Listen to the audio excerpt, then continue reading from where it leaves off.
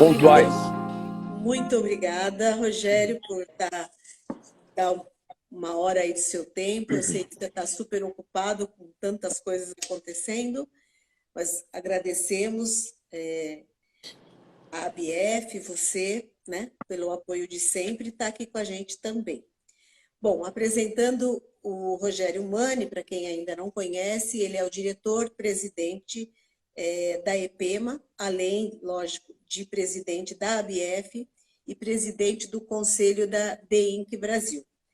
Ele também participa da Biplast, é vice-presidente do Sindiplast, diretor do INP, do Instituto Nacional do Plástico, e atua há 43 anos na indústria do plástico, né? Há quem diga que você não tem sangue na veia, que você tem plástico, né? Já está, não tem jeito. Isso aí. Bom, Rogério, a gente te chamou para conversar porque hoje não, a gente está vivendo, já tem 3 meses, pelo menos, né? Que a gente está vivendo uma situação única no mundo.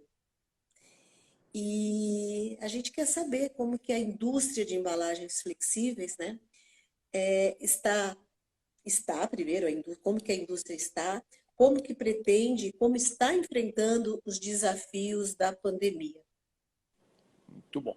Bom, primeiro, boa noite a todos, agradecer muito o convite, estou muito honrado de fazer parte aí do Instituto de Embalagens. Parabéns pelo debut, 15 anos, né? Esse ano, 15 anos do Instituto de Embalagem. Eu lembro quando começou, né? O projeto, a gente... Você foi patrono?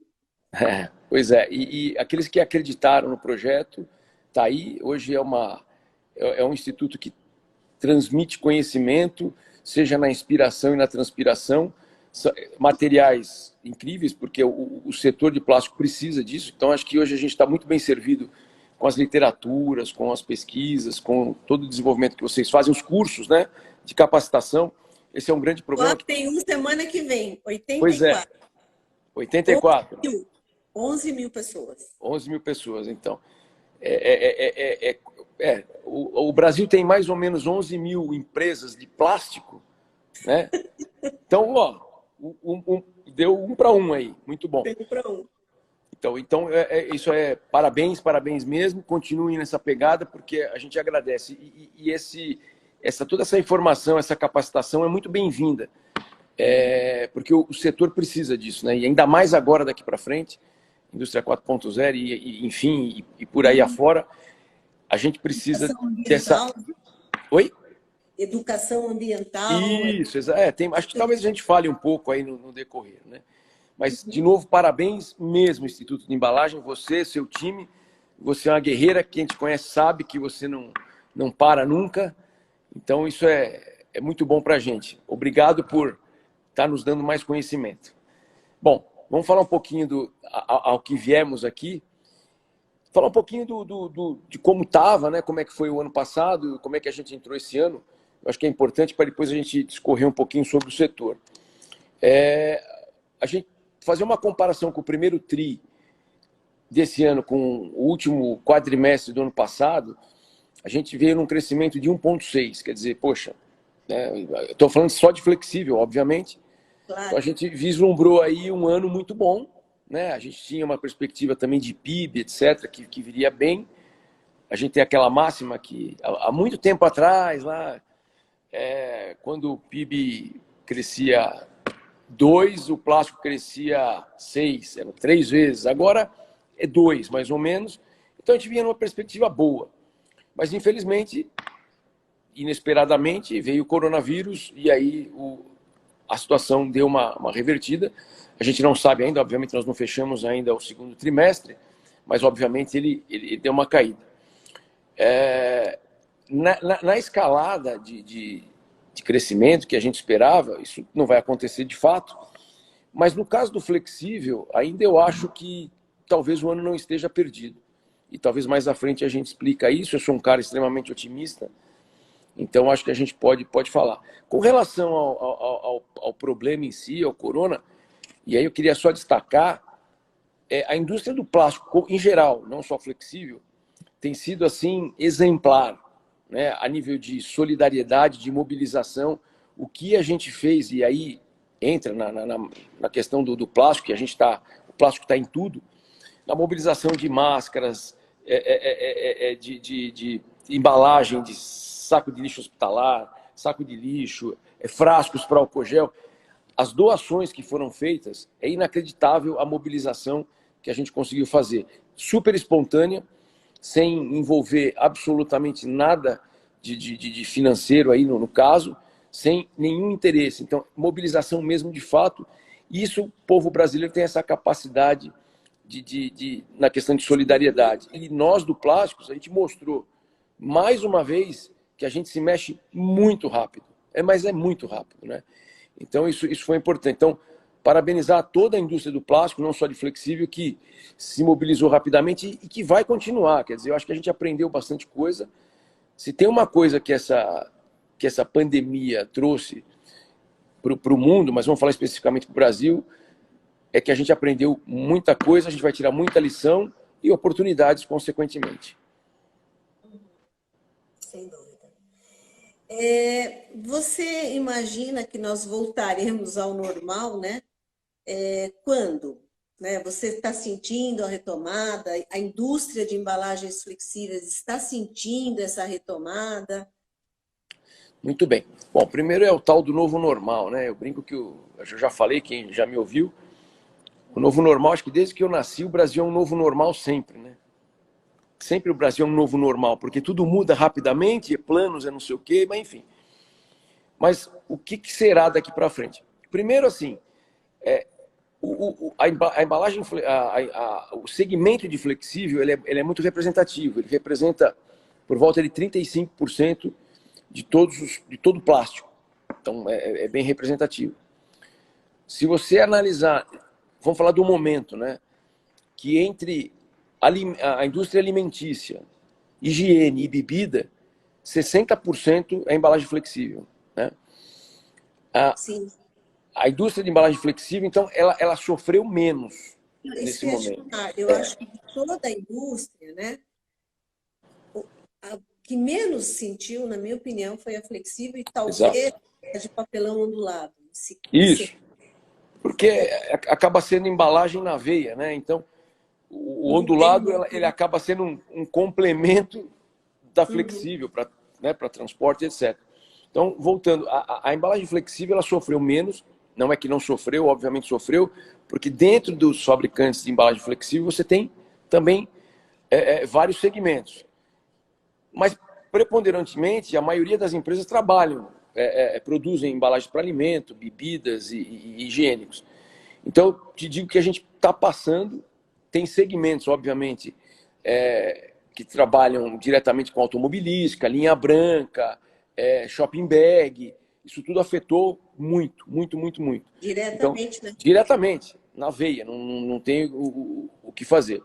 Mas no cômputo geral, a gente ficou bem ainda, né? Porque nós não paramos, para esses 3 segmentos principalmente, não paramos. Está maravilhoso? Não, mas está normal, né? E aí você me perguntou o que será depois. O que eu acredito, né? E aí é uma crença, e a gente, tudo que está acontecendo, e até em conversas com os brand owners, etc.,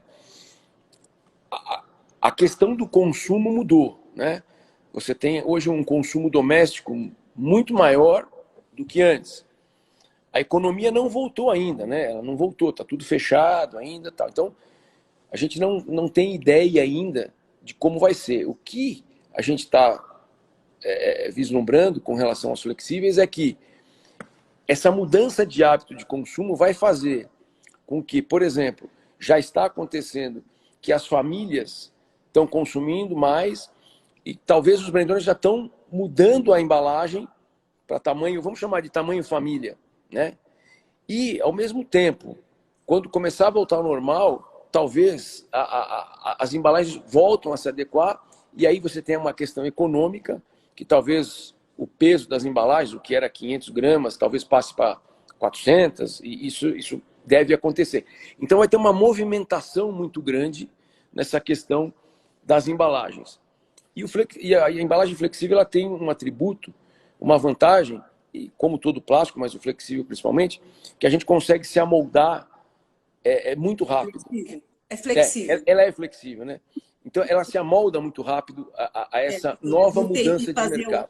Vocês não necessitam um molde. Então, é muito rápido. Então, isso a gente acaba levando vantagem, né? Claro que a gente tem que cuidar, tem que tomar conta, eu falo sempre que tem que ter muita cautela e responsabilidade nesse momento, mas eu acho que ainda, por isso que eu falei, talvez o ano não esteja totalmente perdido, porque vai voltar, a gente aos poucos, etc., vai se acomodar, e aí a embalagem flexível ela continua no seu rumo normal, e aí com essa questão de alimento, tudo, depois você tem a questão sazonal, então daqui a pouco o verão chega, e aí você tem um consumo maior de bebida, e assim vai, né? Movimentando mais a economia. Por exemplo, você pega os produtos stretch, por exemplo, que é para toda embalagem, né? Quer dizer, para carga, etc., também cresce. Você pega sacolas, consumo aumenta, também cresce. Então, vai muito também, além de a gente estar rodando, tem a questão econômica. Se começa a soltar, a flexível é a primeira que acompanha esse crescimento. Muito bom. Você acha que o setor, né? Você comentou aí da mobilização, né? Você viu inovações acontecendo? Você viu indústrias produzindo algo diferente ou de jeito diferente, considerando novas oportunidades? Como que está sendo essa questão de novas sacadas, né? Novas coisas? Então, inovação, né, que a gente sempre fala, inovação não é só produto, ela está em tudo, né? Eu acho que a indústria como um todo, ela já vem trabalhando em inovação, a gente ouve essa palavra há bastante tempo. É claro que você tem momentos que você acaba sendo forçado a andar mais rápido. Então, acho que não falar em produto, mas a inovação dentro das próprias empresas, né?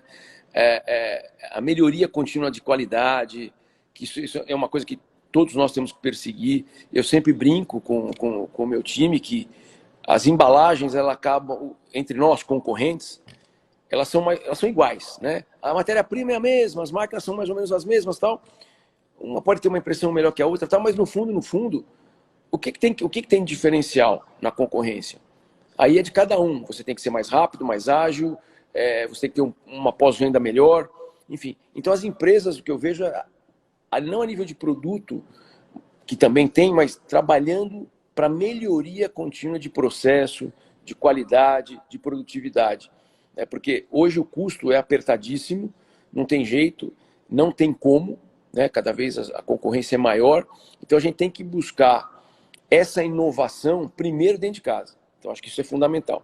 A nível de produto, não tenha dúvida que também está acontecendo, porque a indústria do plástico, eu digo que ela foi inovadora desde sua descoberta, né? Porque se a gente pensar que o plástico tem 100 anos, 100 e pouquinho, dentre os sucedâneos é o mais novo, o que a gente fez ao longo desse tempo é muita coisa, né?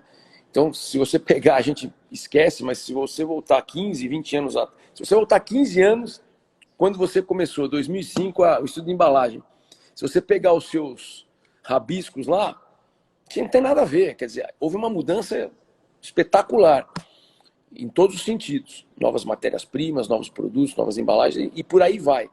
Então, eu também não tenho dúvida que as empresas mais antenadas, as empresas que estão com foco em perpetuar, hoje se gasta, se põe dinheiro no seu planejamento com relação à inovação e capacitação de mão de obra. São essas duas coisas, para mim, que vão nortear quem fica e quem sai no mercado. É capacitação de mão de obra, não tenha dúvida, eu até falei para você no começo, para vocês, isso é fundamental, fundamental, porque cada vez mais nós temos equipamentos mais automatizados, com mais tecnologia, mais sofisticados, e que você precisa de capacitação de mão de obra. Não tem jeito. Não adianta ter o avião e não ter o piloto.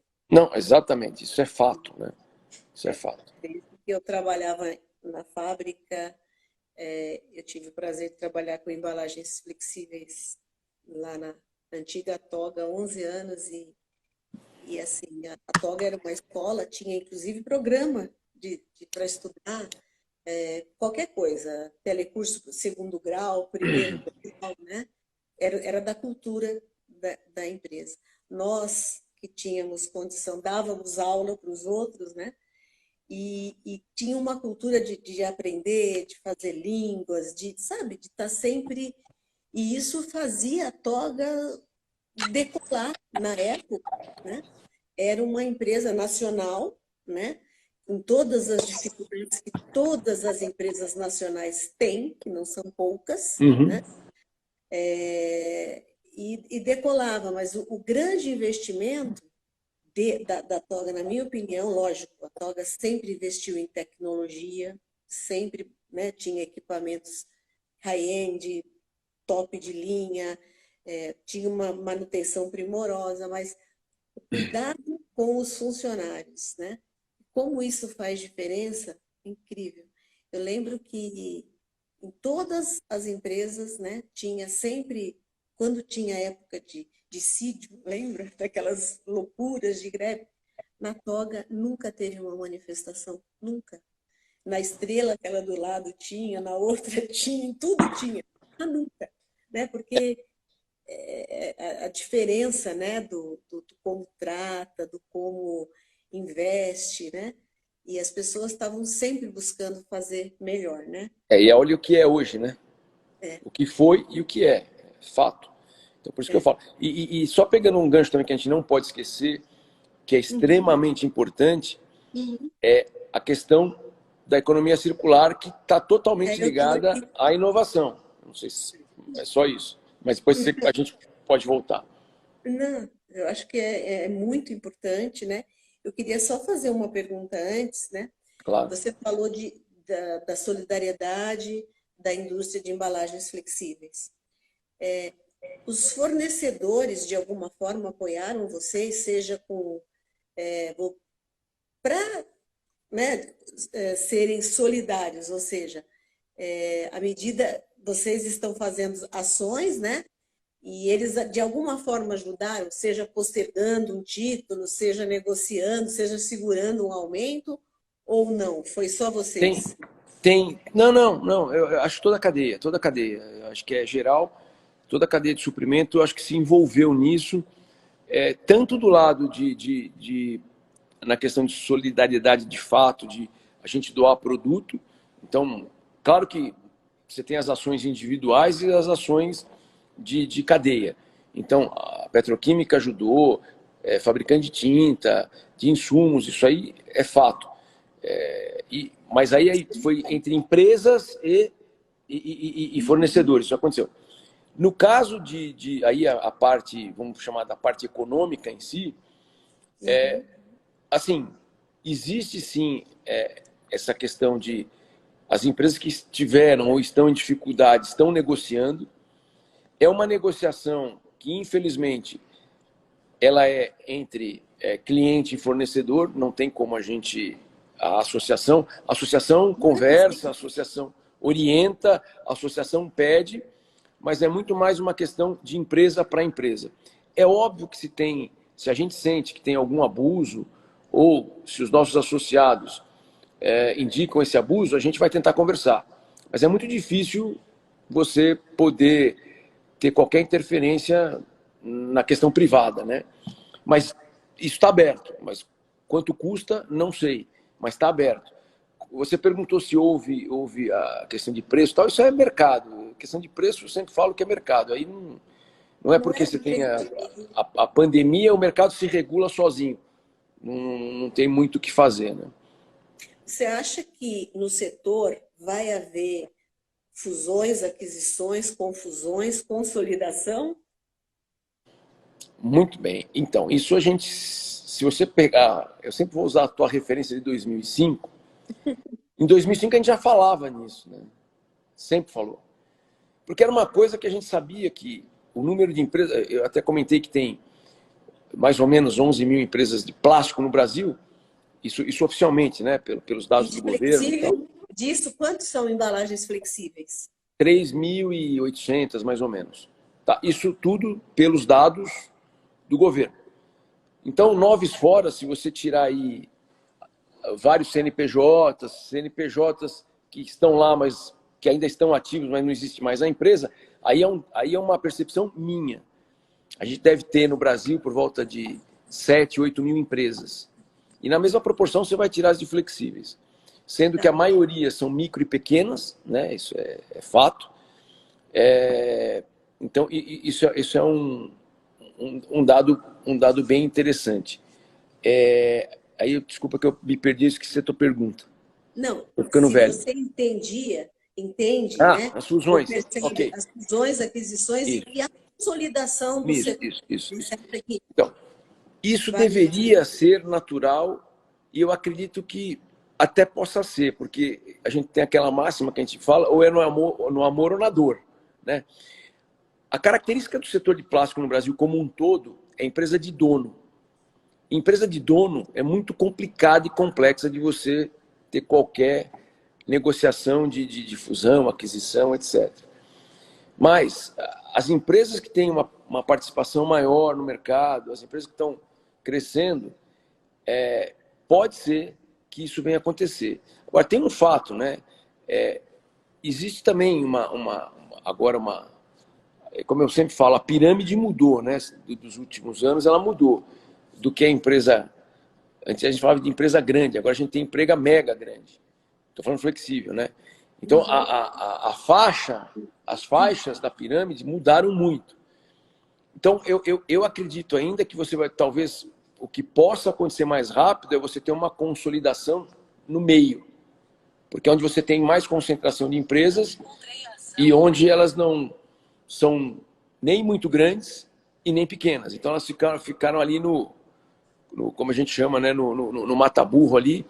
Então, isso pode acontecer, é fato. Porque você vai ganhar a escala a nível, antes da escala é questão de custo agora, não é nem de escala, é custo. Então, isso pode acontecer. Não é tão simples, pelo motivo que eu te falei. As empresas não foram estruturadas para isso. E as empresas ainda são empresas, na sua grande maioria, familiares, empresas que têm o dono que trabalha lá todo dia. Tem a questão da sucessão, né? Que agora que a gente começa a enxergar que está vindo uma nova geração muito boa, porque se você pegar até 10 anos atrás, que é quem está hoje, essa nova geração que está agora, há 10 anos atrás, eles estavam estudando. E não tinha, era muito difícil. E está vindo uma moçada muito boa, muito capacitada, Preparada. super, hiper preparada, e talvez isso faça com que a coisa ande mais rápido. Porque se depender da gente, dos mais velhos tal, eu acho muito difícil. Sendo bem sincero, é muito difícil. É aquele negócio de, poxa, eu construí, eu que fiz, isso aqui é meu. Né? Então, acho que essa moçada que está vindo hiper preparada, talvez acelere esse processo de fusões, consolidações, etc. Eu acho que pode acontecer sim. Rogério, assim, que embalagem flexível tem um papel relevante na pizza da embalagem, ela torna muitos produtos acessíveis, produtos que não eram, ficam acessíveis, mas ela tem um calcanhar de Aquiles, que é a questão da reciclabilidade, né? Como vocês pretendem trabalhar isso, né? Eu sei que você retomou a ABF, não foi foi ano passado, né, Rogério? Uhum. E eu sei dessa sua preocupação, como de outros diretores da ABF, Claro. você conheço o pessoal, mas vocês têm algum plano em relação a como enfrentar essa questão? Bom, a primeira coisa que eu posso dizer é que nós vamos ser obrigados a enfrentar, querendo ou não. Né?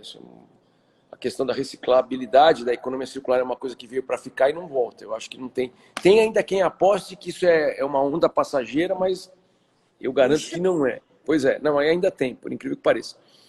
Porque é muito simples, né? Quando você é demandado pelo seu cliente, você tem que fazer. Então, agora não é uma questão de eu acho que eu vou fazer, ou eu quero ou não quero. Não. Ou você faz ou você está fora.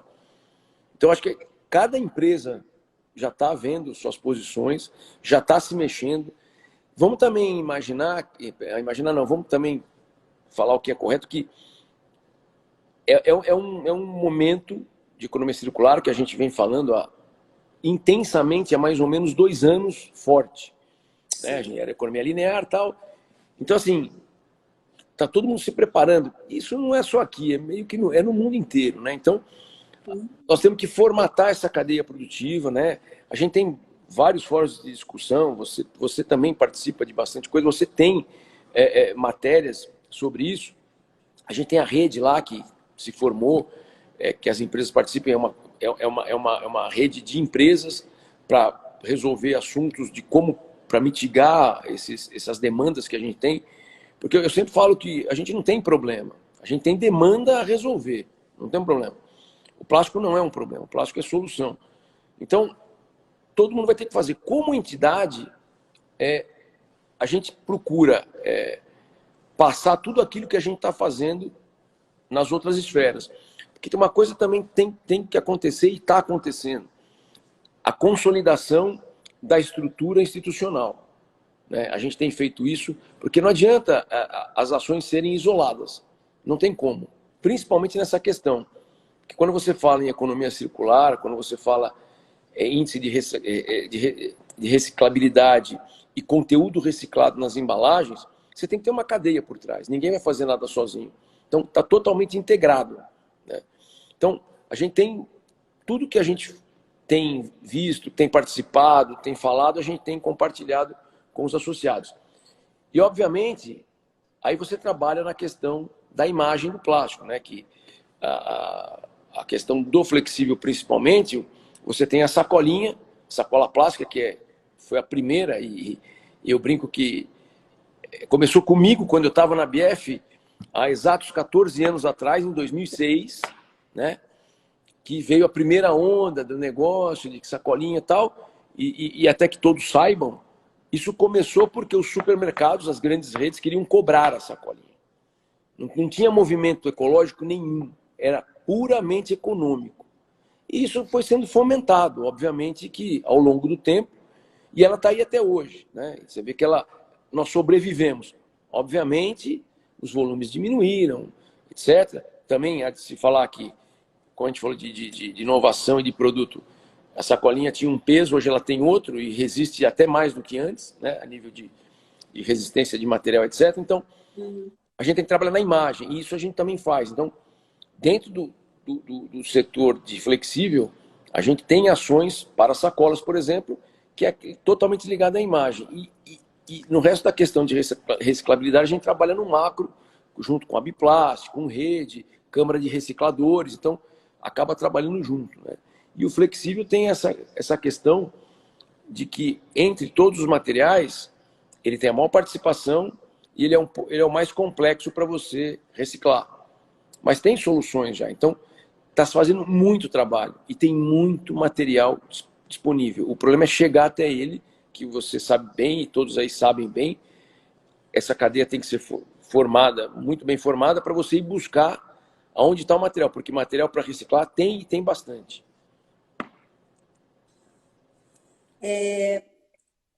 Eu entendo que tem bastante material, eu entendo que é reciclável, né?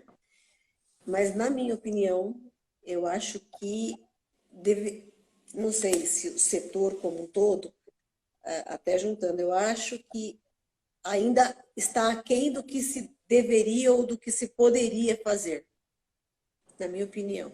Uhum. E a outra pergunta como o dono de marca, o brand owner, o end user, está apoiando isso, né? Porque uma coisa é vocês quererem diminuir a espessura para diminuir a quantidade de plástico, por exemplo, mas eu vejo que às vezes essa vontade é para reduzir o custo, né? Não é para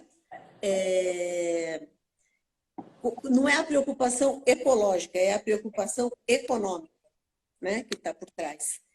E eu vejo assim que se os donos de marca aceitassem mais, aceitassem conteúdo pós-consumo, por exemplo, né? Você não vê nem na sacola ainda, né? Nem na sacola de supermercado, aqui no Brasil, é pouca as que a gente tem com conteúdo pós-consumo. É pouco, né? Uhum. E eu acho que era o primeiro lugar que devia ter. Era o primeiro lugar. Então, Porque ali não tem contato com alimento, a responsabilidade, entre aspas, lógico que ninguém vai querer que a sacola, que a compra caia no pé. claro. Mas não vai ter um vazamento, uma contaminação, como se fosse numa embalagem de arroz, de açúcar, né? Na minha opinião. Então, eu fico assim, poxa, por que não, né? Por que essa não está acontecendo na mesma velocidade ou está demorando tanto para acontecer? Vamos lá. Sua pergunta muito boa e vem em boa hora, porque a gente tem que debater de frente. Eu acho que é isso aí mesmo. Com relação à sacola, até uma informação, a gente está revisitando a norma para utilizar reciclado, porque nós temos uma norma antiga que isso foi debatido há muito tempo, que não pode usar reciclado na sacola, mesmo ela sendo secundária. Só que a Anvisa, lá atrás, ela entendia que ela também era usada como primária, porque nos lugares mais distantes colocava carne e fruta. E a gente fala assim, pô, mas é pior, é melhor pôr aí do que pôr no jornal, porque, né, se bobear ainda tem. Mas Pega a enfim, notícia velha ainda, né? isso. Então, não é colocado ainda, isso vai acontecer a médio prazo, muito rapidamente, que inclusive é um pleito dos próprios transformadores de sacola. Tá, isso aí é uma coisa que a gente já vem fazendo junto ao INP, essa mudança de norma para poder ter o conteúdo reciclado nas sacolas, que não vai fazer a menor diferença a nível de qualidade, zero. Não, De zero. novo, até porque as máquinas, equipamentos, hoje elas são muito mais bem preparadas do que antigamente. Então não vai fazer a menor diferença. O ponto que você tocou e a gente tem que encarar de frente, como eu falei, a questão de 2 anos, quando começou a questão da economia circular e conteúdo reciclado, você tem 3 pilares, né? Que é o econômico, o social E o ambiental. e o ambiental. Os 3 têm que andar junto, obviamente. Então eu digo o seguinte, qualquer empresa, o brand owner, o end user, que quiser, estiver focado em ter conteúdo reciclado e quiser pagar mais barato, ele não vai conseguir, é fato. Sem dúvida. Eu explico, eu sempre falei desde o começo, se vocês têm uma meta a atingir, é questão de oferta e demanda. O dia que você tiver mais reciclado sobrando, ele vai custar mais barato. Se não tiver, você vai pagar mais caro do que o virgem. E vai ser obrigado a pôr, porque vocês assinaram um pacto global de conteúdo reciclado. Ponto. Nós não estamos, nós como transformadores, a gente não está jogando a bola, pondo a bola no colo deles. Não. Por isso que eu falei, sempre falo, são processos integrados. É o transformador, o reciclador e o brand owner. As empresas que estão trabalhando nesse formato, perfeito, têm sido vencedoras e assim será. Porque todos têm que ajudar a buscar esse material que está lá fora. Não tem jeito. Então, assim, eu acho que está sendo feito. É que não parece. Está se trabalhando muito, bastante. Só que para você formar essa cadeia toda, é muito complexa, né? Então, você tem cooperativa, você tem gestor de resíduo, você tem transformador, você tem petroquímica. Então, não é tão simples assim. Agora, esse capital intelectual todo que se tem para trabalhar nisso é vasto, é muito bom. Só que, assim, vamos pensar também que lá fora também não é diferente. Nós não estamos atrás de ninguém. E eu até acho que a gente, do nosso jeitinho brasileiro, a gente vai conseguir, talvez muito mais rápido, se adaptar muito mais rápido. E o Brasil é um continente, né? Vamos pensar nisso também. Às vezes a gente quer comparar, porque a Noruega, porque a Dinamarca, não dá para comparar. O Brasil é continental.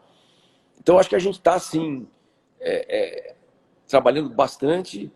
Não diria que a gente está atrasado, mas a gente tem que formar isso, e tá formando. E aí tem aquela outra questão, né, que a gente tem que sempre ficar atento.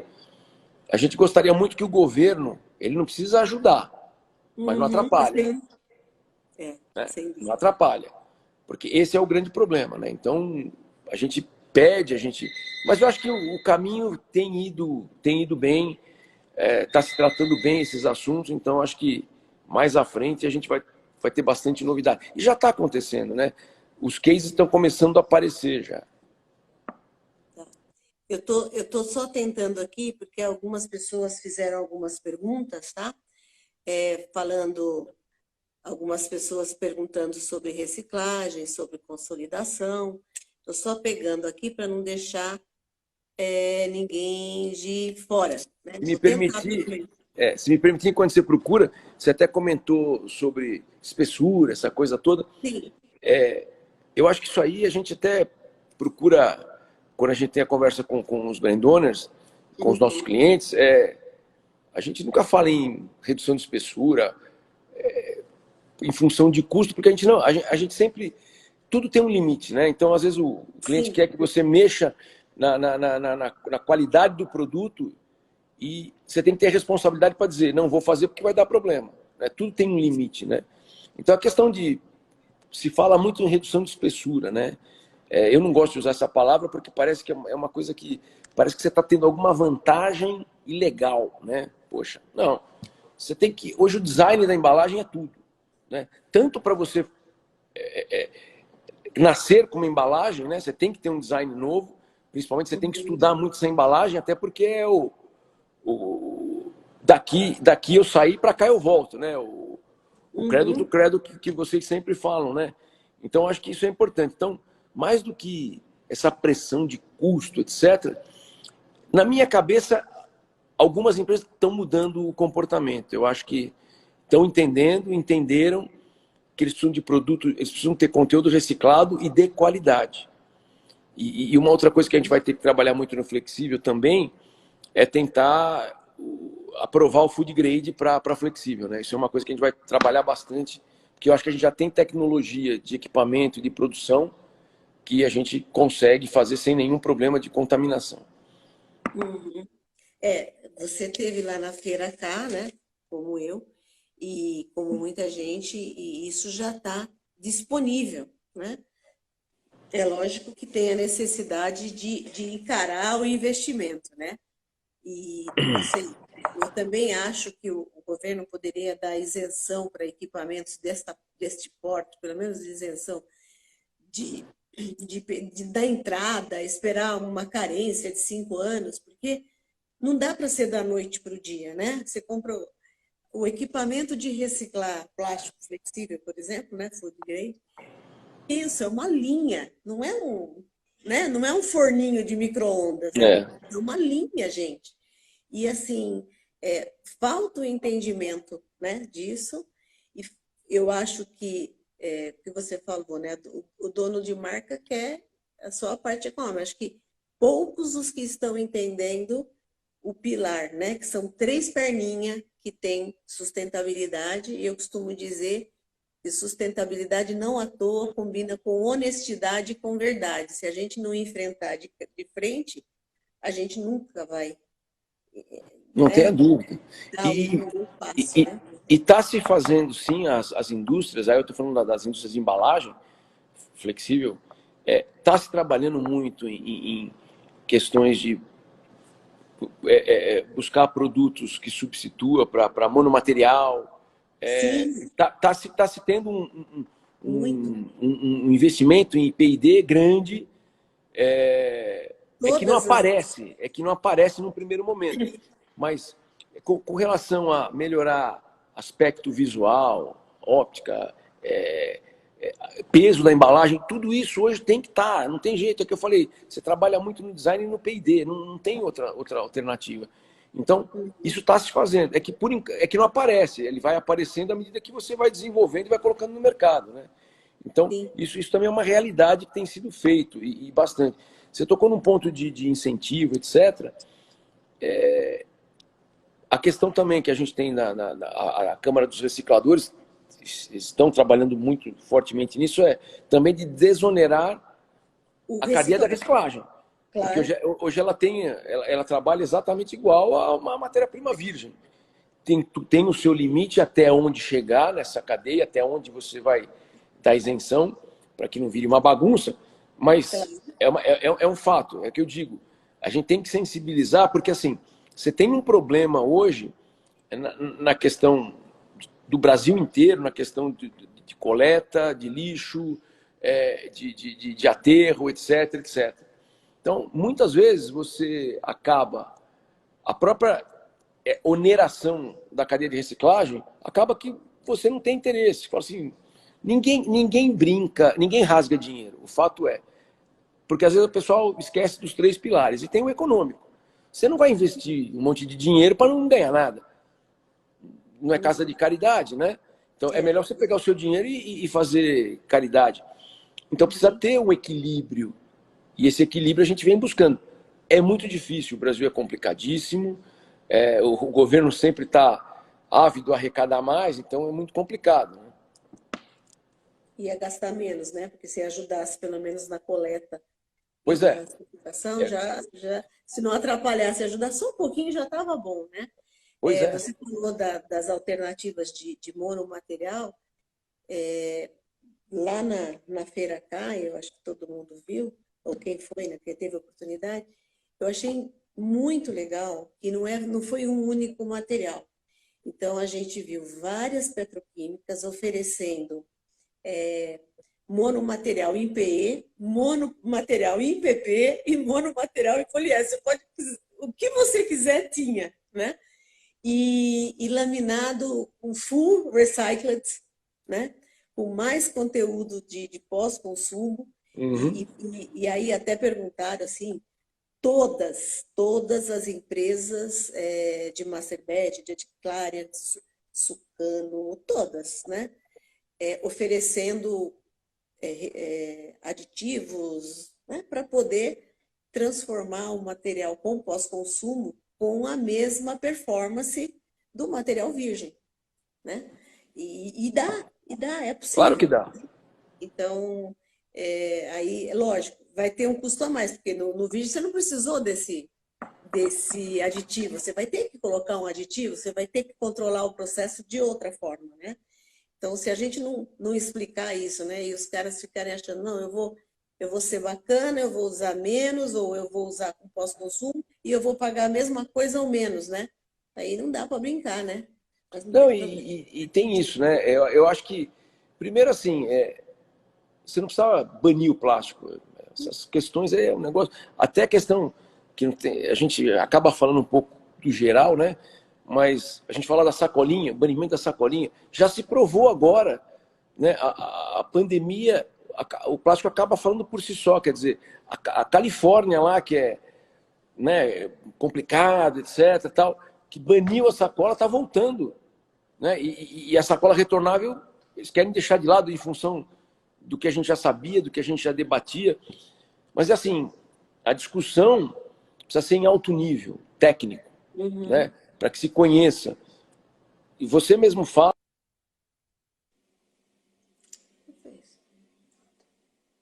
São boas, são ótimas, né? Cada um no seu quadrado, vamos dizer.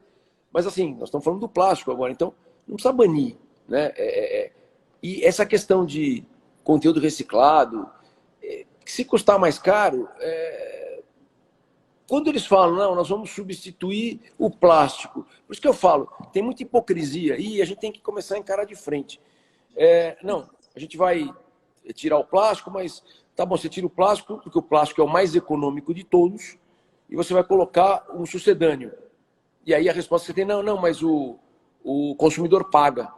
Ué, se ele paga, por que ele não paga também uma melhoria no plástico, uma melhoria que vai ter um conteúdo reciclado, que tem um apelo de economia circular? Então, nós precisamos começar a medir um pouco e não entrar nessa conversa ecológica, que o plástico é isso, é aquilo. Não é, gente. Né?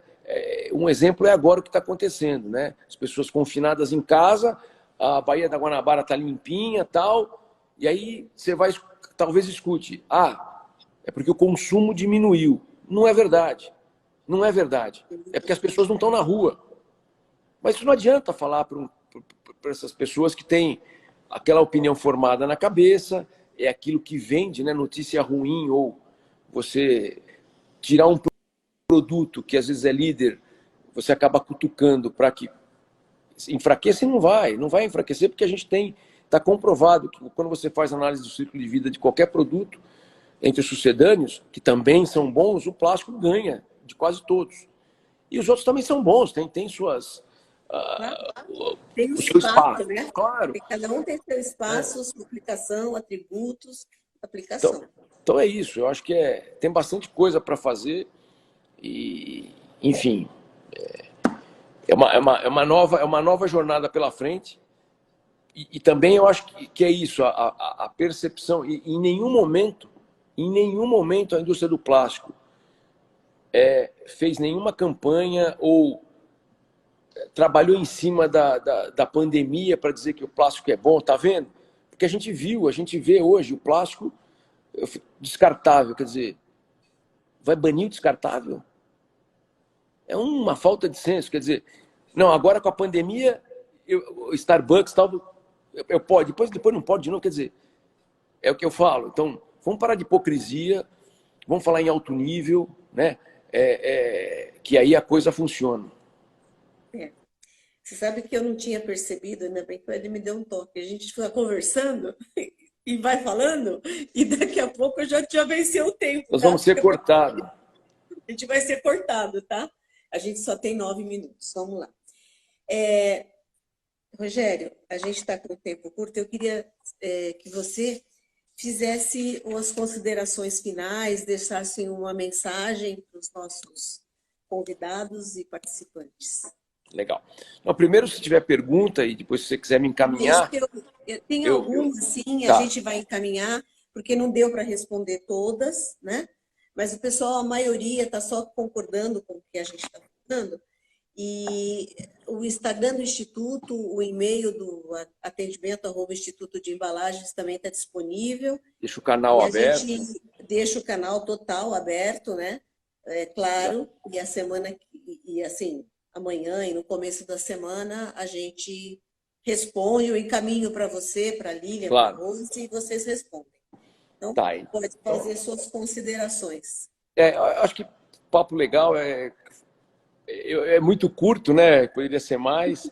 Eu sei que às vezes é até gostoso interagir com as pessoas que estão aí nos ouvindo, nos assistindo. Sim. Mas uma coisa também que eu queria deixar como alerta, uma percepção, é assim, aconteceu um negócio também interessante, né? O tal do just in time, né? Da questão das empresas não ter estoque, as empresas Demorou, né? importar, comprar de muito longe. É fato. Eu acho que muda também o cenário. E eu sou patriota, eu acho que o brasileiro tem que ser patriota. Nem na Copa do Mundo a gente é mais, porque o time tá ruim, mas a gente tem que ser patriota, tem que trabalhar internamente, sim, buscar internamente as melhores opções, mas fiquem atentos a essa questão. E os nossos clientes têm que começar a pensar bem nisso. Por que aconteceu toda aquela loucura em março, abril? Vai faltar tudo? Não vai faltar nada. É que você tem uma regulagem, uma calibração de estoque. Então, certo. As empresas precisam começar a pensar que esse tal de just in time não funciona mais. Tomar muito cuidado, porque você tem coisas que acontecem sem ninguém saber. Então, eu acho que isso aí é uma coisa que vai mudar. Assim, vai ser bom não é só para nós, que somos fabricantes de embalagem, é para todo mundo, é para a cadeia, é para todo mundo.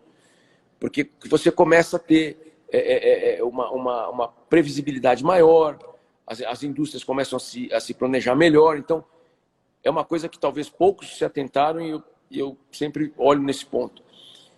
E das considerações finais, com relação aos flexíveis, de novo, a gente espera salvar o ano ainda, tomara que a gente consiga. Se eu puder, quem sou eu para dar conselho, mas vamos trabalhar com cautela, com responsabilidade. Com Não certeza. deixem de investir. Eu acho que vai passar, esse troço vai passar. Vamos torcer para passar logo. Os planos de investimento que tem aí, não acho que tem que sentar em cima. Claro, prudência, cautela, responsabilidade, mas continuem investindo. Eu acho que o Brasil ainda, apesar do novo normal todo dia, mas ainda é aqui que vai acontecer, né? Saiu agora, né? Foi assinado ontem a questão do saneamento, isso aí movimenta a economia. Fantástico. O plástico está em tudo, está em tudo. E assim, eu sou um entusiasta. E Eu- notícia ruim, porque é o que a gente ouve todo dia. Foquem no trabalho, foquem na família, foquem na saúde, tomem cuidado, se cuidem. Sim, A gente, esse vírus aí é danadinho. bem Cuidem dos seus recadinho. colaboradores, que é o melhor ativo que nós temos. Não é máquina, não é grana, não é dinheiro, são os colaboradores que Cadeias de fazem volta. Uhum. a empresa rodar. E bola para frente, vamos ser otimistas e vamos ser patriota. Vamos ser patriota. Precisamos, precisamos. E assim, isso não é solidariedade, mas essa questão de economia circular, de reciclabilidade, etc., todo mundo tem que se engajar, porque não tem volta. Não é um Bola para frente, saúde para todo mundo e vamos esperar que isso passe. Bom, Rogério, queria agradecer seu tempo, o ótimo papo, a conversa. Depois a gente vai deixar disponível, depois eu vou passar o link para quem não teve Obrigado. tempo, né? Ou não pôde por algum motivo. Eu queria avisar que justamente não foi de propósito, você sabe que não, porque a gente até atrasou a nossa live, né? Mas a semana que vem a gente vai fazer o primeiro curso totalmente online e aberto, né? A gente fez um primeiro em março, que foi ao mesmo tempo online e presencial, foi uma transmissão ao vivo, uma situação. Depois nós fizemos dois online, mas para a empresa, ou seja, fechado, né? Em company, mas nós daqui e a company lá, entendeu? E agora a gente vamos encarar, porque a gente não pode também deixar de fazer o que a gente gosta, e é o que a gente gosta é compartilhar Sim. conhecimento, né?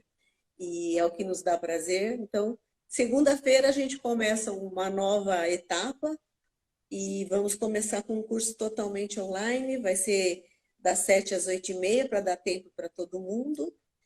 E já estamos com 92 inscritos. Não é E legal? se me permitir, recomendo. Meus colaboradores já fizeram. E como eu falei lá atrás, a gente precisa capacitar nossa mão de obra urgentemente, urgentemente. Então, tá aí a dica e não é, eu já falei isso, falo para todo mundo, é um curso de alto nível que se aborda muita coisa boa e é necessário, é importante para a gente. Então, assim, Tem gente eu que está aconselho. perguntando. O pessoal está perguntando qual é o curso. É o curso de embalagens flexíveis, que vai ser online, e está na bio do Instituto. Então é só clicar na bio e vai direto lá para a página do curso. Está no site da BF também. Está no site da BF, a BF é apoio, e a Embanews também está com a gente, está Da ajudando. News. A gente tem que juntar todo mundo, né? Um abraço para o Ricardo, da Emba News também. Ele está aí, ele está. A Deve Cris estar também. aí, deve estar aí quietinho. A Cris também está, A da Cris, muito AEC, bom. que também está ajudando, né? Então, eu acho que a gente tem que realmente somar, né? Se não somar, a gente não vai sair dessa, né? Não adianta, é isso aí. Tem que estar junto porque sozinho hoje está É isso difícil, aí. ninguém faz nada. E bacana, bacana mesmo essa iniciativa de fazer as lives. Eu acho que a gente aproxima também. A gente não, o brasileiro tem A muito gente disso, tem uns fugiu. minutinhos. De estar junto, de abraçar, de pegar, né? Mas eu acho que isso também veio para ficar, né? A gente tá vendo aí que essas mudanças de hábitos já estão acontecendo e algumas coisas voltam, mas algumas coisas vão ficar, né? Então, e aí é o que eu vejo que tem muita oportunidade para todo mundo, para todos os setores. E, de novo, eu sou patriota, amo o Brasil e eu acho que todos têm que pensar no país. De novo, todo dia a gente vai dormir bravo, mas acorda bem e fala, vamos de novo. Uma hora encaixa. A gente está aqui até hoje. Isso aí. Obrigada. Obrigada. Obrigado a vocês e todo mundo sabe onde me achar também, se precisar, eu estou à disposição. Tá, e terça-feira a gente já tem uma live de latas de alumínio e quinta com o McDonald's falando um pouco da cadeia de fast food. Opa, muito bom. Bom, né? Tem que ir, né? Próximo, né? Next. Tá bom? Muito obrigada, gente. Boa noite a Até todos, obrigado. Boa Um forte noite. abraço. Tchau, Tchau, tchau. tchau.